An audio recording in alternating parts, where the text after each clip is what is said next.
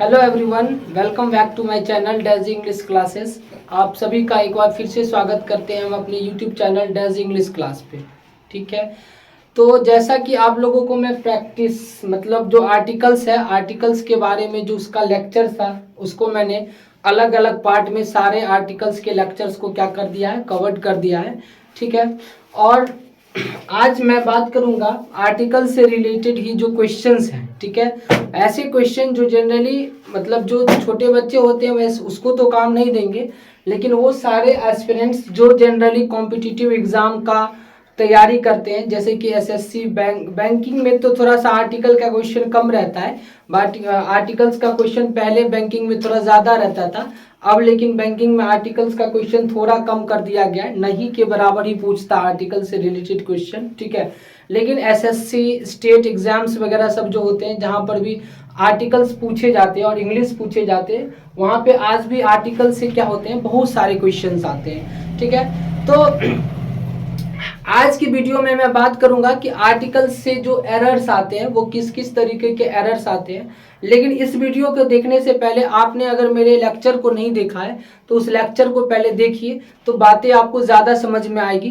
तब जाके आपको क्वेश्चंस भी सॉल्व होंगे, नहीं तो आप लोग कंफ्यूज हो जाइएगा। ठीक है, तो जिस बच्चे ने भी आर्टिकल्स अगर मेरे चैनल के थ्रू या कहीं पर भी पढ़े हुए हैं, ठीक है, तो आज मैं उसके लिए क्वेश्चन लेके आया हूँ। और वैसे स्टूडेंट्स जो जनरली कॉम्पिटिटिव एग्जाम्स की क्या करते हैं, तैयारी करते हैं। ठीक है, और जहाँ पे इंग्लिश पूछा जाता है। ठीक है, तो आर्टिकल्स बहुत ही इंपॉर्टेंट एक पार्ट होता है। ठीक है, तो आज हम शुरू करते हैं अपने इस प्रैक्टिस सेशन को, जिसमें मैं कुछ क्वेश्चन लेके आया हूँ, इसको भी मैं पार्ट वाइज लेकर के आऊँगा। ठीक है, तो आज मैं इसका प्रैक्टिस सेट नंबर 1 है, जिसमें पहले कुछ क्वेश्चन की बात कर लेते हैं। तो चलिए लेट्स बिगिन आवर सेशन। ठीक है, तो देखिए ये हमारा पहला क्वेश्चन लिखा है, it is only after the war is over that people realize how bad it was. और ये जो चौथा ऑप्शन है, एक ऑप्शन हमारे पास NE, इसका मतलब होता है नो एरर। क्या होता है? No error. तो आपको बताना है कि इसमें से कौन से पार्ट में एरर्स है, क्या है, कौन से पार्ट में गलती है। ठीक है, तो देखिए आपको पहले क्वेश्चन को पढ़ के समझना पड़ेगा। कह रहा है it is only after the war. War मतलब कि दुनिया का कोई भी वॉर हो, कोई भी, चाहे आप कोई भी रेवोल्यूशन या कुछ भी ले लो, वॉर जैसे कि फर्स्ट वर्ल्ड वॉर हुआ था, सेकेंड वर्ल्ड वॉर हुआ था, या जो भी वॉर होता है वो अपने आप में क्या होती है, खास होती है। अपने आप में क्या होती है, खास होती है। तो इसके पीछे लगा हुआ जो द है वो क्या है, सही है। ठीक है, यहाँ पे किसी खास वार की बात की गई है, वो आगे मेंशन नहीं किया गया कौन सी वार, लेकिन जो भी वार है वो खास है। Is over that people realize, तब लोगों को महसूस होता है कि मतलब जब वॉर खत्म होती है तब लोगों को महसूस होता है how bad it was, how bad it was. इसका मतलब क्या हुआ कि लोगों को वॉर खत्म होने के बाद पता चलता है कि उसका जो परिणाम है वो कितना भयानक था। तो लिखेंगे क्या, that people realize how bad was. ठीक है, how bad it was the, it was, अब यहाँ पे लिख देंगे द, इट वॉज द, या ऐसे भी लिख सकते थे क्या, that people realize how bad the it was, the it was यहाँ पे नहीं लगाना है तो आप इसको यहाँ पे भी लगा सकते थे। ठीक है, how bad the was it was. ठीक है, तो यहाँ पे क्योंकि आर्टिकल जो है वो द लगने की वजह से ये निश्चित है, तो जो भी वॉर होगा उसका परिणाम भी क्या होगा, निश्चित ही होगा। जो भी उनके परिणाम होंगे, चाहे अच्छे परिणाम हो, जनरली वॉर के परिणाम तो अच्छे होते ही नहीं है। ठीक है, इस बात को ध्यान के रखना है। ठीक है, तो यहाँ पे इसमें द लगाना था, जो यहाँ पे छूट गया था, मतलब नहीं दिया गया था आपके एग्जामिनर के तरफ। और ये सारे क्वेश्चन एक तरीके से समझिए कि कहीं ना कहीं एग्जाम में किसी, ज्यादातर इसमें एसएससी एग्जाम्स में पूछे गए क्वेश्चन है। ठीक है, देखिए अगला लिखा है क्वेश्चन नंबर 2 में, Florence Nightingale was called lady with lamp, no error. देखो अब यहाँ पे एक नाम है फ्लोरेंस नाइटिंगेल, किसी का नाम है, क्योंकि ये F कैपिटल है और N भी कैपिटल है, और जहां पे भी कैपिटल लेटर से कोई चीज शुरू होता है तो इसका मतलब समझिए कि वो किसी का जनरली नाम होता है। क्या होता है, नाम। Was called, lady with lamp. अब देखो एक चीज आपने देखा होगा कि किसी का नाम होता है, जैसे मान लीजिए मैंने कहा द मिसाइल मैन। क्या कहा? The missile man. क्या कहा मैंने? The missile man. Missile man का मतलब क्या कि किसी का नाम के साथ ये नाम जुड़ गया। मतलब मिसाइल मैन जनरली किसको कहते हैं? एपीजे अब्दुल कलाम को, क्योंकि उन्होंने कुछ खास काम किया इसलिए इनका नाम पड़ा द मिसाइल मैन। इसी तरीका से और भी मैं बोल सकता हूँ generally the iron man. The iron man. The iron man किसको बोलते हैं सर? सरदार वल्लभ भाई पटेल को। ठीक है, तो ये जनरली किसी खास के साथ जुड़ गया है, क्योंकि ये जो है ना ये आगे एक्सप्लेन कर दिया गया कि आयरन मैन है। जस्ट लाइक इसी तरीके से इस क्वेश्चन में भी देखिए, Florence Nightingale was called lady with lamp. मतलब ये क्या है? इस ये जो फ्लोरेंस नाइटिंगेल है इसको बोला जाता है लेडी विद लैम्प बोला जाता है। जिस तरीके से एपीजे अब्दुल कलाम को द मिसाइल मैन बोला जाता है, द आयरन मैन बोला जाता है सरदार वल्लभ भाई पटेल को, उसी तरीके से फ्लोरेंस नाइटिंगेल को बोला जाता है लेडी विद लैम्प। इसका मतलब आपको समझ में आ गया कि यहाँ पे आर्टिकल क्या लगेगा? द लगेगी। क्या लगेगी? आर्टिकल द लगेगी, क्योंकि इसका एक्सप्लेनेशन ये दे रहा है कि इस व्यक्ति, ये जो औरत है इसको बोला जाता है द लेडी विद लैम्प बोला जाता है। तो यहाँ पे जो एरर थी वो इस जगह पे। ठीक है, चलिए नेक्स्ट क्वेश्चन पे आते हैं। Of the two shirts this is definitely better. अब देखो एक चीज आपको समझ में आया कि जब भी सुपरलेटिव डिग्री हमारे पास आती है, कौन सी डिग्री आती है सर? जनरली हमको पता है कि द जो लगती है वो सुपरलेटिव डिग्री के साथ लगती है। किसके साथ लगती है? Superlative degree. मैंने लेक्चर में आपको बताया था। लेकिन एक बात ध्यान रखना है कि जब दो चीज दिया रहे, क्या चीज दिया रहे? जब दो चीज दिया रहे और उसमें कंपेयरिंग करना हो, क्या करना हो सर? दो चीज दिया रहे और उसमें कंपेयरिंग करके किसी एक को बताना है कि ये चीज अच्छी है, यानी दो में से ये चीज अच्छी है, तो हम क्या कर सकते हैं सर? उस कॉम्पेरेटिव डिग्री के पहले भी क्या लगा सकते हैं सर? द लगा सकते हैं। मतलब जनरली आपको ऐसा मान के नहीं चलना है कि हमेशा सुपरलेटिव डिग्री के पीछे ही द लगेगा। हमने कहा, मैंने आप लोगों को समझाया क्या कि जब भी दो चीज दिया रहे और वहां पे किसी कॉम्पेटिव मतलब उससे तुलना की बात हो, क्या हो? तुलना की बात। जैसे मैंने कहा कि वो तुमसे ज्यादा अच्छा है, ठीक है, he is better than I, है ना, इस तरीके से। तो इसमें भी देखिए, इस क्वेश्चन को जब आप पढ़ोगे तो क्या रहा है? ऑफ द टू मतलब दो में, दो में, of the two shirt this is definitely better. ठीक है, तो of the two shirts this is the definitely better. यानी कि दो शर्ट्स में क्या है? दो शर्ट्स है, उसमें से आप कह रहे हैं कि यह जो है वो क्या है? डेफिनेटली क्या है? बेटर है। डेफिनेटली क्या है? बेटर है। तो दिस इज द यहाँ पे लग जाएगा। क्या लग जाएगा? This is the definitely better. मतलब दो में से, जैसे दो कोई शर्ट है उसमें से एक को आपको क्या कर दिया गया है? खास कर दिया गया। क्या कर दिया गया? खास कर दिया गया। समझ में आ गया? देखिए, ये मैंने आपके लेक्चर में बताया था, Rajputs belong to a martial race since they were organized into a force to fight against the oppression of rulers। देखिए, Rajputs belong to a martial race. देखो, जैसे मैंने आप लोगों को सिखाया था कि जब भी किसी भी कम्युनिटी के पीछे, जैसे मान लीजिए मैंने यादव लिखा है, क्या लिखा है? यादव्स लिखा। जैसे मैंने ब्राह्मण्स लिखा, क्या लिखा? ब्राह्मण्स लिखा। ठीक है, यहाँ पे लिखा। ठीक है, ये सब वर्ड लिखा और इससे सर एक किसी की बात, सिर्फ एक यादव की बात करेंगे, किसी एक यादव की बात करेंगे। ठीक है, मान लीजिए देख लेते हैं, इधर थोड़ा सा नहीं दिखता होगा तो इधर लिख देता हूँ। ठीक है, जैसे मैंने आपके सामने लिख दिया यादव्स, क्या लिख दिया? यादव्स। या मैंने आपके सामने लिख दिया ब्राह्मण्स, क्या लिख दिया? ब्राह्मण्स लिख दिया। ठीक है, तो अगर इससे उसकी पूरी कौम की बात हो जाए, यानी उसकी पूरी कम्युनिटी की बात हो जाए, किसकी बात हो जाए?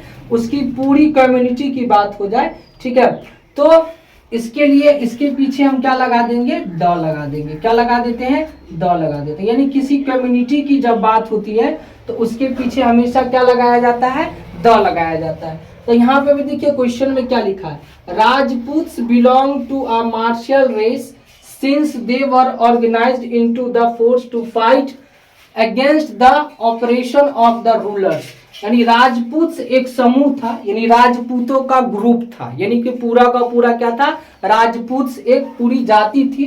तो इसके पीछे हमको क्या लगाना पड़ेगा, द लगाना पड़ेगा। The Rajput belong to a martial races, समझ गए। तो यहाँ पे राजपूत के पीछे क्या लगाना है, द लगाना। समझ में आ गया। नेक्स्ट देखिए, the only Indian to win the Nobel prize for the literature was Rabindranath Tagore. ठीक है, अब देखो इसमें क्या है, कह रहा है कि द ओनली इंडियन, केवल एक ही भारतीय है, केवल एक ही क्या है, भारतीय है, to win the Nobel prize for literature, for the literature. अब एक चीज आपको समझा दूं कि कभी भी जनरली आपके पास लिटरेचर लिखा रहे, मैथ्स लिखा रहे, साइंस लिखा रहे, ठीक है, इंग्लिश लिखा रहे, जो नॉर्मल केस के लिए, तो उसके पीछे कभी भी द नहीं लिखेंगे। द मैथमेटिक्स नहीं लिख सकते, नॉर्मली सेंस में द इंग्लिश नहीं लिख सकते। सर द इंग्लिश पीपल होने से वो हो सकता है, द इंग्लिश मतलब क्या, वहां अंग्रेज को बोला गया, लेकिन लिटरेचर लिखा रहे, मैथ्स लिखा रहे नॉर्मल केस में, तो इसके पीछे आर्टिकल द का जरूरत ही नहीं है। ठीक है, तो यहाँ पे जो द लगा दिया गया है ये गलत लिखा गया है, इसी वजह से यहाँ पे द नहीं लगेगी। ठीक है, तो यहाँ पे होगा the only Indian to win the Nobel prize for literature, the literature नहीं, लिटरेचर सिर्फ, वॉज रविंद्रनाथ टैगोर। ठीक है, okay. There were a number of pretty girls in the party but it was Rohini who remained a centre of attraction. देखो अब जैसे मान लीजिए कि आप पार्टी में गए, पार्टी में क्या किए, गए, और उस पार्टी में लड़की तो बहुत सारी थी, बहुत सारी और भी सुंदर लड़की सब थी, लेकिन उस सुंदर लड़की में जितनी भी सुंदर लड़की थी उसमें जो था रोहिणी, क्या सर, रोहिणी, इस पे ध्यान देना है। कह रहा क्या, देखिए, there were a number of pretty girls in the party, party में बहुत सारे सुंदर सुंदर क्या थे, गर्ल्स थे, बट इट वाज कौन सा, but it was the Rohini, वो केवल रोहिणी थी, वो केवल कौन थी, रोहिणी थी, यानी रोहिणी को यहाँ पे क्या कर दिया गया, खास कर दिया गया है। Who remained a centre of attraction, यानी कि वो क्या था, सेंटर ऑफ अट्रैक्शन था, मतलब आकर्षण का एक बिंदु थी उस पार्टी में। ठीक है, तो यहाँ पे इसके पीछे, रोहिणी के पीछे क्या लग जाएगा, द, यानी कि खास सेंस में इसको यूज कर दिया गया है। ठीक है, अगला कह रहा he said that he felt nervous होगा यहाँ पे, sorry, he felt nervous because a friend of his, देखो यहाँ पे लिखा he said that, मतलब उसने कहा, he felt nervous, यानी उसे थोड़ा सा नर्वस फेल्ट हुआ, because क्योंकि a friend of his, यानी उनका कोई दोस्त, उनका कोई दोस्त, यानी जो उसके फ्रेंड है उनका कोई दोस्त, had given him a very bad news। देखो आपको ध्यान रखना है कि न्यूज जो होती है ना, न्यूज वो अपने आप में अनकाउंटेबल नाउन होता है, न्यूज जो होती है वो अपने आप में क्या होता है, अनकाउंटेबल नाउन होता है। और कोई भी न्यूज ऐसा नहीं होगा कि एक न्यूज, दो न्यूज, तीन न्यूज, चार न्यूज, ठीक है, ऐसा नहीं बोला जाता है। तो यहाँ पे जो लिखा है ए वेरी बैड न्यूज का मतलब यहाँ पे ये सेंस गलत देगा, यहाँ पे इस ए की कोई जरूरत नहीं है। यहाँ पे he said that he felt nervous because a friend of his, यानी उनका कोई दोस्त, तो दोस्त यहाँ पे ऐसा नहीं कि निश्चित कोई दोस्त बोला गया, नहीं, यहाँ पे ए फ्रेंड ऑफ हिज, यानी उसका कोई एक दोस्त था, ठीक है, had given him very bad news. या फिर इसको और दूसरे तरीके से सही कर सकते हैं, तो ऐसे लिख सकते थे given him a piece of कर दीजिएगा, तभी भी ये सही है। और नहीं तो यहाँ से क्या कर दीजिए सर, सीधा ए को ही हटा दीजिए, ए को क्या कर दीजिए, हटा दीजिए, तभी भी ये सही हो जाएगा। ठीक है, कहना in science the credit goes to a man who convinces the world, not to the man to whom the idea first occurs। देखो अब क्या लिखा है, क्वेश्चन को थोड़ा समझिए। कह रहा है इन साइंस, साइंस में जनरली माना जाता है the credit goes to a man, credit यानी श्रेय, क्रेडिट का मतलब क्या होता है, श्रेय, यानी कोई भी काम जब आप करिएगा तो उसका श्रेय होता है ना, श्रेय जाता है, किसको जाता है, जो अपने काम से पूरी दुनिया को क्या कर लेगा, कन्वेंस कर लेगा। जैसे मान लीजिए कि अगर कोई चीज को किसी ने आविष्कार किया और उसके आविष्कार से दुनिया क्या हो गई, कन्वेंस हो गई, तो क्रेडिट तो उसी के पास जाएगी ना, समझ गए ना। तो जो जिसको क्रेडिट जाएगी वो अपने आप में क्या होगा, खास होगा। जिसको भी, जैसे मान लीजिए कि किसी ने एरोप्लेन का आविष्कार किया तो क्रेडिट पहला बार तो उसी को गया होगा। पहला बार क्रेडिट किसको गया होगा, पहली बार जो दुनिया में जो चीज करता है उसी को क्रेडिट जाता है। बाद में उसमें कुछ भी चेंजेज आ जाए या कुछ भी बदलाव आ जाए, लेकिन पहला क्रेडिट किसको जाता है, जिसने पहला बार किया। तो यहाँ पे क्या लिखा हुआ है, in science the credit goes to A, नहीं ए तो खास नहीं ना हुआ, ए तो जनरली हम किस में लगाते हैं जब खास नहीं हो। तो क्रेडिट किसको जाता है, द मैन को, credit goes to the man, यानी कि जिसने पहली बार अपने काम से पूरी दुनिया को क्या कर लिया, कन्वेंस कर लिया, क्या कर लिया, आकर्षित कर लिया, मना लिया, ठीक है। Not to the man to whom the idea first occurs. अब आपके मन में आइडिया आया लेकिन आपने कुछ किया ही नहीं, लेकिन एक आदमी के मन में आइडिया आया और उसने करके दिखा दिया, तो क्रेडिट किसको जाएगा, आपके मन में आइडिया आया था कि जिसने करके दिखा दिया उसको, तो जिसने कर को दिखा दिया उसको। तो इसके वजह से यहाँ पे क्या लगेगा, आर्टिकल द लगेगा। आशा करता हूं कि ये सारी चीज आप लोग अच्छे से समझ गए होंगे। जो आर्टिकल के बारे में जानते होंगे मेनली वो समझ पाए होंगे, अगर नहीं जानते हैं तो वीडियो लेक्चर को देखिए, तब जाके इस क्वेश्चन को आप लोगों को क्या होगा, बनाने में फायदे होंगे, ठीक है। और भी ज्यादा इसके आगे के क्वेश्चन को भी देखते हैं, ठीक है। तो अगला क्वेश्चन आप लोग फिर से देखिए। अगला क्वेश्चन है, a man is known by the company he keep, और यहाँ पे है नो एरर। तो आप लोगों को बता दूं, पहला एरर तो ये कि यहाँ पे ज्यादातर टीचर क्या होते हैं ना कि नॉन के साथ, नॉन या जहाँ पे भी आप किताब में पढ़ते हैं तो ज्यादातर समझते क्या कि नॉन के साथ टू ही लगता है। तो पहला एरर, मैं यहाँ पे आर्टिकल्स का भी एरर बताऊंगा, लेकिन इस बारे एरर को थोड़ा जान लेते हैं। नॉन के साथ बाय भी आ सकता है, इसमें कोई दिक्कत नहीं है, वो अकॉर्डिंग टू द सिचुएशन आप नॉन के साथ बाय, नॉन के साथ फोर सब चीज लगा सकते हैं। ये चीज को मैं आगे जब प्रीपोजिशन वाला वीडियो बताऊंगा तो वहां पे बता दूंगा, फिलहाल मैं आपको समझा दूं। यहाँ पे नॉन के साथ बाय लगाना कोई गड़बड़ी नहीं है।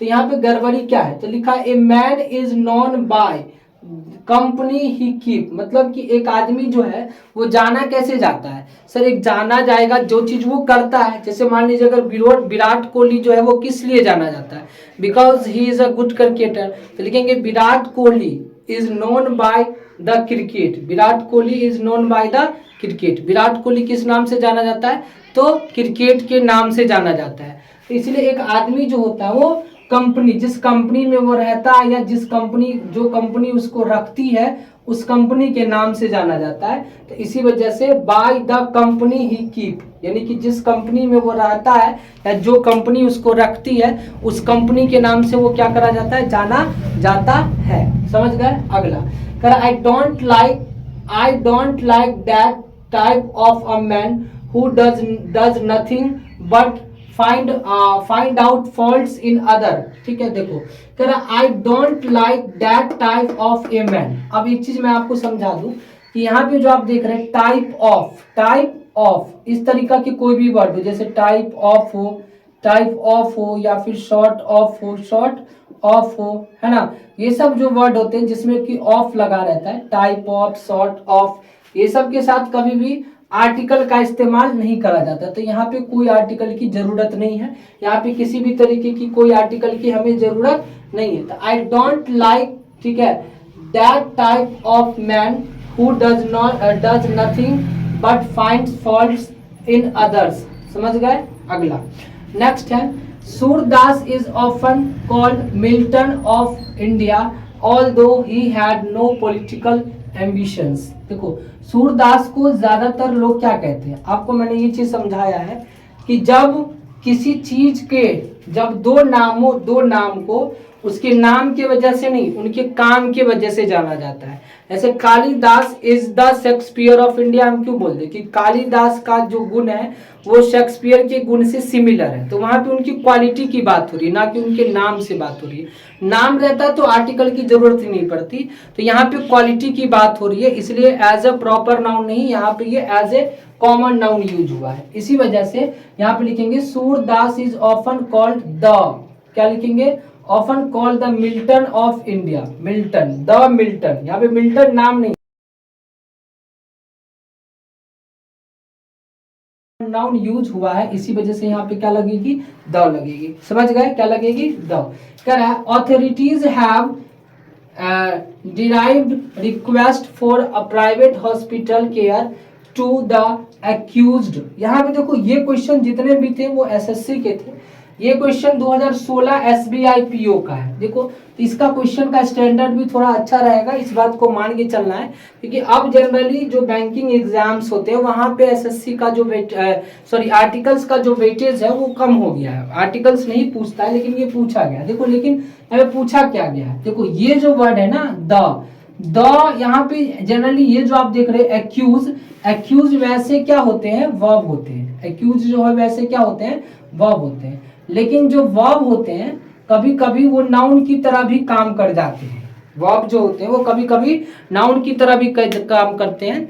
वो हम आपको वर्ब में बताएंगे पास्ट पार्टिसिपल के नाम से। पार्टिसिपल होता है, वर्ब का ही रूप होता है पार्टिसिपल, जो जनरली एडजेक्टिव का काम करता है। पास्ट पार्टिसिपल की तरह काम करता है एडजेक्टिव, और वो भी थी उसमें लगता है। तो एक्यूज के साथ यहाँ पे क्या लगेगा, द एक्यूज। जैसे कहते हैं ना the poor, the rich, the healthy, the good, the bad, इस तरीके से यहाँ पे लिखेंगे द एक्यूज्ड। द एक्यूज्ड यहाँ पे होगा, यहाँ पे ईडी, यहाँ पे यहाँ पे ये गलत था, समझ गए। ये यहाँ पे एक्यूज्ड होगा, द एक्यूज नहीं, द एक्यूज्ड। यहाँ पे पास्ट पार्टिसिपल का क्या हुआ है, यूज हुआ है। ठीक है, नेक्स्ट कह रहा when the house was set on the fire. देखो सेट ऑन द फायर, देखो सेट ऑन द फायर का मतलब आग लगना ही होता है। मतलब घर में क्या हो गया, जब घर में आग लगा था, all the people started crying at the top of their voices. सारे लोग क्या हो गए, अपने जोर की आवाज के साथ चिल्लाना शुरू कर दिए।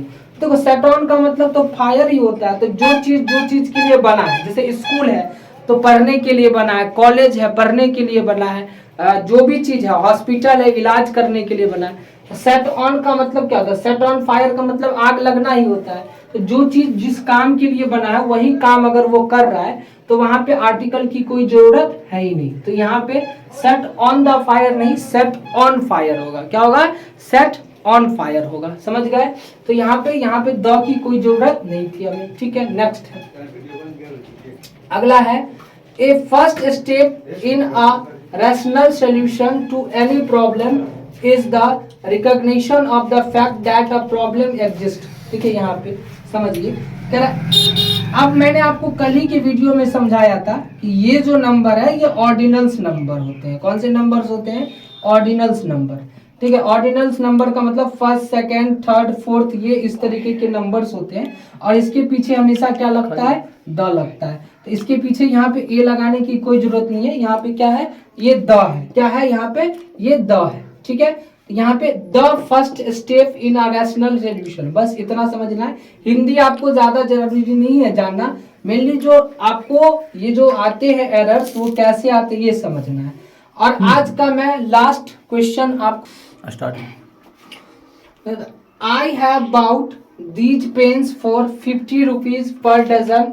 देखिए अब यहाँ पे थोड़ा सा कंफ्यूजन ये है कि यहाँ पे जो ये पर लिखा है, पर का मतलब भी प्रति होता है, और नॉर्मली अगर यहाँ पे ए भी लिखा रहता तभी भी इसका मतलब प्रति ही होता है।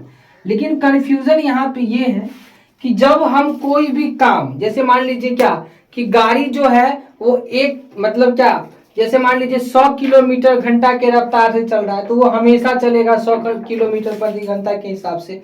अगर कोई भी काम हम जनरली क्या करते हैं कि वो लगातार होता है, जैसे कि कोई बाइक है ना, तो वो अगर 50 किलोमीटर पर घंटा के हिसाब से चलता है तो वो वहां पे पर सही है। लेकिन यहाँ पे क्वेश्चन के हिसाब से लिखा है कि I have bought these pens for 50 rupees per dozen. मतलब ये जो मैंने पेन खरीदा वो कैसे खरीदा, तो 50 रुपये पर दर्जन के हिसाब से। पर तो अभी आपको 50 रुपये पर दर्जन मिल गया, लेकिन बाद में जाइएगा तो कहीं 60 रुपये मिल जाए, कहीं 70 रुपये मिल जाए, कहीं 100 रुपये मिल जाए। तो यहाँ पे पर लगाना सही नहीं है। वैसे यहाँ पे आर्टिकल क्या लगेगा, ए लगेगा। I have bought these pens for 50 rupees a dozen. A का मतलब यहाँ पे एक नहीं, अ का मतलब यहाँ पे भी हो गया प्रति ही। ठीक है, तो ये था हमारे कुछ क्वेश्चंस जो मैंने आप लोगों को इस लेक्चर में करवाया, और बाकी के क्वेश्चंस को भी मैं करवाऊंगा। और उसके बाद ग्रामर का एक अच्छा, बहुत ही अच्छा टॉपिक जिसका नाम है वर्ब, उसको भी मैं शुरू करूंगा। लेकिन अगले वीडियो में मैं आर्टिकल्स के ही फिर से कुछ क्वेश्चंस और लेके आऊंगा। ठीक है, और उसके बाद वर्ब्स को क्या करूंगा बताऊंगा। ठीक है, till then take care and bye bye.